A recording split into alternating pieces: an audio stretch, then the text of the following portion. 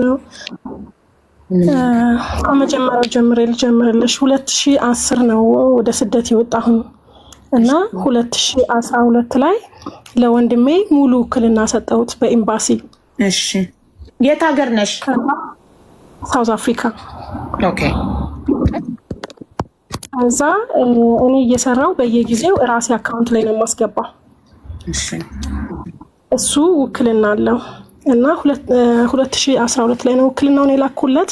ውክልና የላኩለት ቤት እንዲገዛልኝ ነው ከራሴ አካውንት አውጥቶ እኔ እየሰራሁ እኔ አካውንት ላይ ስለሆነ ብር ማስቀመጥ ከኔ አካውንት ላይ አውጥቶ ቤት እንዲገዛ ነው ውክልና የሰጠሁት። እና ቤቱን ገዝቶ የተገዛው ቤትና ያወጣሁት ብር አሁን ሂጄ ሳየው ምንም የማይመጣጠን ነገር ነው፣ የማይገመት ነው። በዛ ብር ያ ቤት የሚገዛ አልነበረም። አሁን ሂጄ ከ5-6 ዓመት በኋላ ሂጄ ሳየው ማለት ነው። ከዛ በኋላም ውክልናውን ሳላነሳ በዛው አካውንት እኔ ብር እየላኩ ነበረ ውክልናውን ምንም ሳላነሳው። ከዛ ከ7 ዓመት ስደት በኋላ ወደ ኢትዮጵያ ገባሁ። አካውንቴ ላይ 4,300,000 ብር ነበረ።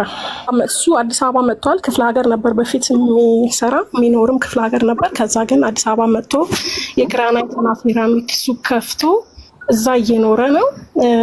G+2 ቤት ተከራይቶ በግማሹ እየኖረ በግማሹ እያከራየ እንደሚኖር ነገረኝ። ቅዳሜ ገብቶ ወደ ክፍለ ሀገር ትኬት ለመቁረጥ ደብተሩን የባንክ ደብተሩን ስጠኝ አልኩት ማለት ነው። እዛ እንደምንም በቃ ተጨንቆ ወጥቶ ገብቶ ላለመስጠት በቃ እኔ ትኬት ቆጥርልሻለሁ እኔ ከፍልሻለሁ ምናምን ስለኝ እንዴ ራሴ አካውንት እያለኝ የራሴ ደብተር እያለኝ ራሴ ነኝ እንጂ ስጠኝ ደብተሩን ፈልገዋለሁ ብዬ አፋጥጬ ይዤ ተቀበልኩት። ስቀበለው አካውንቴ ላይ 500,000 ብር ብቻ ነው ያለው፣ ሌላው ብር የለም። ከዛ ወንድሜ ሌላ ታላቅ ወንድም አለ፣ እኔ ሁለታችንም ታላቅ ወንድም አለ። እሱ ጋር ሄድን። ከመሄዴ በፊት የላኩት ሻንጣ ስለነበር እሱን ሻንጣና ቡኬን ይዤ ሌላኛው ወንድማችን ታላቅ ወንድማችን ጋር ሄድን ማለት ነው። ከዛ እዛ ሂጄ አለቀስኩኝ። ይኸው ምንም ብር የለም አካውንቴ ላይ፣ ይሄን ያክል ብር ነው መኖር የነበረበት፣ ያለው ብር ግን ይሄ ነው አልኩት። ከዛ እሱ በውሸት አካውንቱ ላይ ዝም ብሎ 1.7 ምናምን ብሎ ጽፎታል። ከዛ እያለቀስኩ አድሬ ኔክስት ዴይ ባንክ ቤት ሄደን ስናጣራ በውሸት ነው የጻፈው። ዝም ብሎ ደብተሩ ላይ በውሸት ነው የጻፈው። ያለው 500,000 ብር ብቻ ነው። በዛ ላይ ደግሞ እኔ ማስወጣት ማስገባት እንዳልችል ሆኖ የሱ ፎቶ እኔ ፕሮፋይል ላይ የሱ ፕሮፋይል የሱ ስም የሱ ፎቶ ሆኖ እኔ ማውጣት ማስገባት እንዳልችል ሆኗል ማለት ነው አካውንቱ። ከዛ ታላቅ ወንድማችን አብሮ ከኔ ጋር ነበረ። አሁን የምትችለውን ያለህን በሙሉ ብር አስገባ፣ ያለህን በሙሉ አስገባላት እሷ ጋር አለኝ የምትለውን ምናምን ብሎ እሱ ሲናገረው የተወሰነ ብር ማስገባት ጀመረ በዛኛው አካውንት በድሮ በመጀመሪያ በተከፈተው ማለት ነው። ከዛ በኋላ መጀመሪያ ከፈትኩበት እኔ መጀመሪያ ባንክ ከፈትኩበት ተደውሎ እነሱ ለምን እንዴት ፕሮፋይሉን ትቀይራላችሁ? አካውንት ባለቤቷ እሷ ሆና ያለ ለምንድን ነው የሱን ተወካይ ሲሆን ከሷ ፕሮፋይል ቀጥሎ ነው የተወካዩ ፎቶና ፕሮፋይል መቀመጥ ያለበት፣ እንዴት ይሄን ታረጋላችሁ ሲሏቸው ማመልከቻ ጻፍልን እንቀይረዋለን ይቅርታ ብለው ማመልከቻ ጽፌ ተቀየረ። እኔ ማውጣት ማስገባት ማንቀሳቀስ እንድችል ሆነ ማለት ነው። ከዛ እኔ ደግሞ ከዚህ ሄድኩኝ በቃ የተሻለ ነገር አድርጌ ለመምጣት ቤተሰቤን ለመጠየቅ ነው የሄድኩኝ። ከዚህ ቁብ ደርሶን ባለቤቴ ከወንድሞቹ ጋር ነው የሚሰራ፣ ከነሱ ጋር ሁሉ ተጣልቼ ስንት ዓመት ሙሉ ሰርተን አንድ ነገር ሳይኖረን እያልኩኝ ኃላፊነት ወስጄ ነው በቃ ከነሱ ጋር አንድ ነገር እናረጋለን ብዬ ነው። ባለቤቴ 20 ዓመት ስደተኛ ነው እዚህ እና ሲሄድ ምንም ነገር የለም። በቃ ሳለቅስበት ወንድሜ አንደኛው ታላቁ ሳለቅስበት በልመለስላት ሲለው 2.450,000 ብር መለሰ ማለት ነው። ከዛ ሲሄድ የገዛው ቤት ይሄ እንደዚህማ ከሆነ ቤቱም ሂዶ መጣራት አለበት፣ ክፍለ ሀገር ተገዛ የተባለው ቤትም ባንች እስካሁን ከርታ አላሰራም፣ ባንች ስም አልሆነም።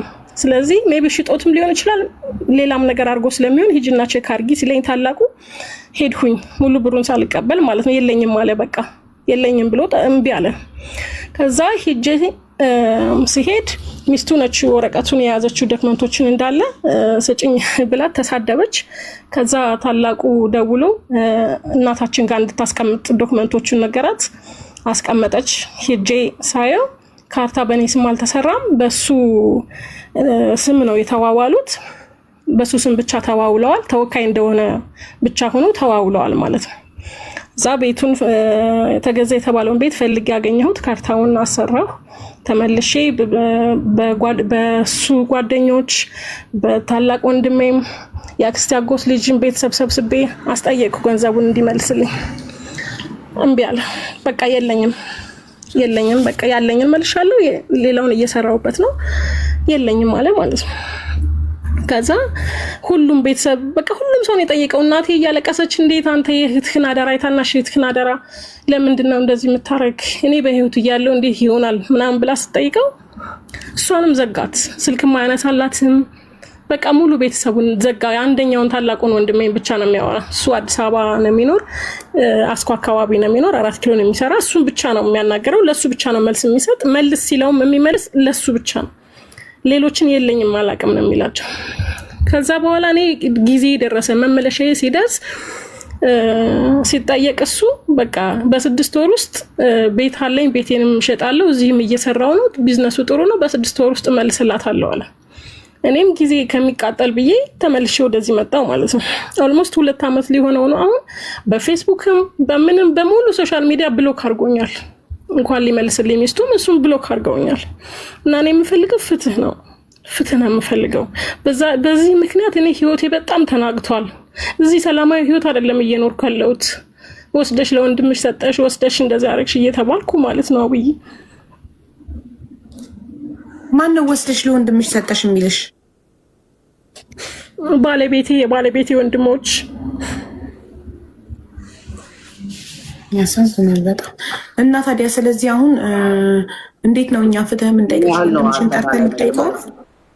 ምን ያህል ነው እንትን የተወሰደባት? እስቲ ጠይቂያት። ምን ያህል ብር ነው ገንዘቡ? ምን ያህል ነው አሁን ያልተመለሰው? 1,262,000 ብር ነው። ስለዚህ 1,200,000 እኮ በህግ ልጠይቅ ያልቻልሽም። ለምሳሌ በፍትሐ ብሔር አሁን የፍርድ ቤት ማስረጃዎች ምኖች ካሉሽ በፍትሐ ብሔር በህግ ልጠይቅ ያልቻልሽም?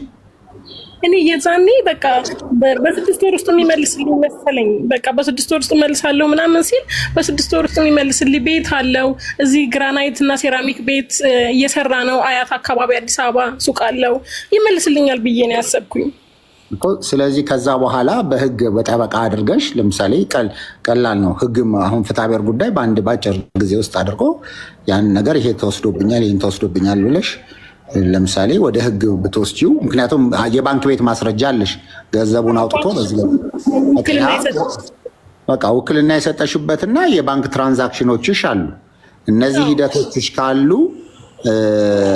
ልክ አሁን ቀደም ብለሽ በቤተሰብ እንደጠየቅሽው ሁሉ ወደ ፍርድ ቤት ደግሞ አስኬደሽው ፍርድ ቤት ምናልባት ይህንን ነገር ሀብት ንብረት ካለውም ወዲያውም አድርጎ በዛ ሊያስጠይቅልሽ ይችላል። ያው የኔ አድቫይዚንግ ነው። ምናልባት ሌላ ተጨማሪ ነገር ካለ ይሄ ነገር ይሄዱበታል። እንደ ህግ ግን በፍትሐ ብሔር ደግሞ ብትጠይቂ ደግሞ ምክንያቱም ሌሎችም ነገር እያስኬድሽ እዚሁ አሁን ሚዲያው ላይ ባለውም ሂደት እዛ ላይ ባለውም ሂደት ብታደርጊ ጥሩ ነው።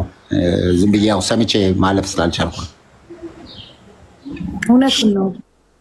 ትክክል ነው ወንድም ባልድ ያለው በህግ ብትንሻል ለመሄድ ሀቡዬ ወረቀት ያስፈልጋል። ሳውዝ አፍሪካ እንደ ሌሎች ሀገሮች እንደፈለግሽ የምትመላለሽበት የምትሄጂ የምትወጭበት አይደለም።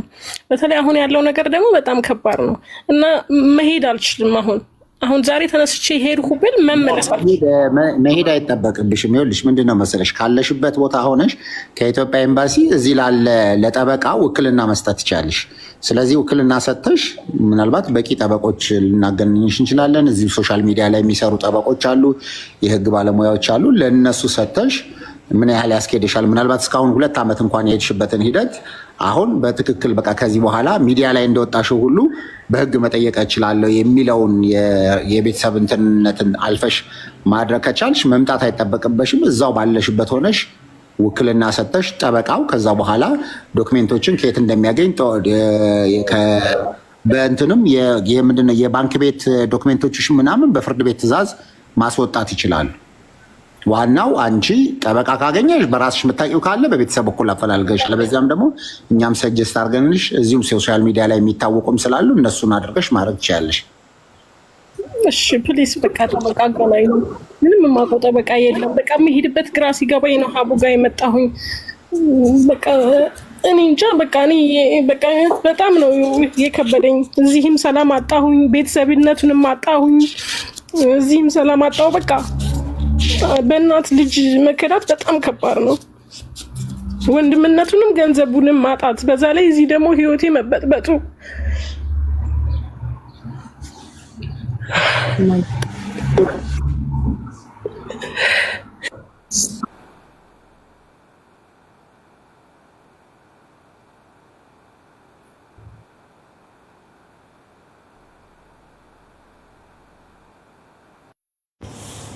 ያስኬድልሽ ይሻላል።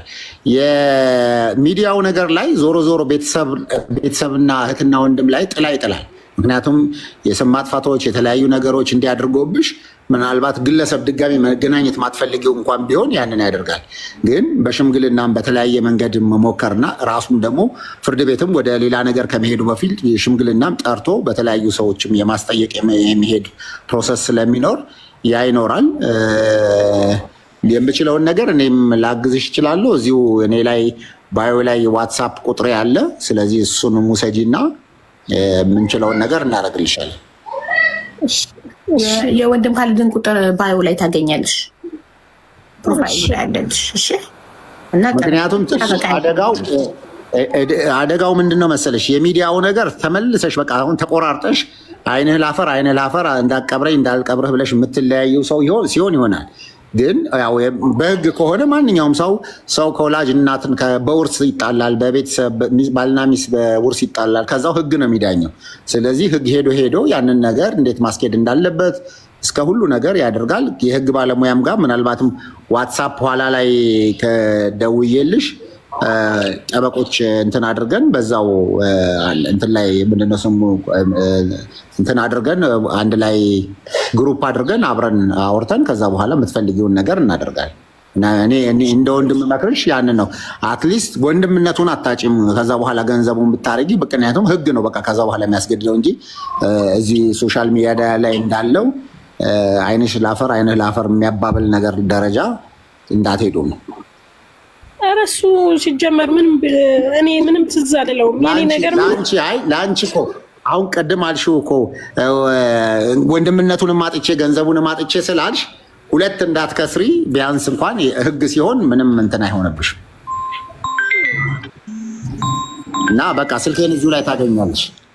ባዩ ላይ ውሰጂ የወንድም ካልድን ስልክና ተደዋወሉ እንዳለው ምናምን ጠበቃ ያገናኛል ውዴ። እሺ አቡዬ፣ ወንድሜ በቃ ስልክህን ወስዳለሁ ዋትሳፕ ላይ በቃ ጠበቃ ታገናኘኛለህ። እርዳኝ አደራን። በጣም ችግር ውስጥ ነኝ እውነት። በቃ የውስጥ እሳት ነው የሆነብኝ። ችግር የለም። እሺ እናቴ፣ እሺ በጣም አመሰግናለሁ። እሺ ፋሚሊ፣ ትናንትና ያቆምነው ምን ላይ ነበር ያቆምነው? ትናንትና ቆይ ላስታውስ፣ እኔ አስታውስሻለሁ ያቆምሽበት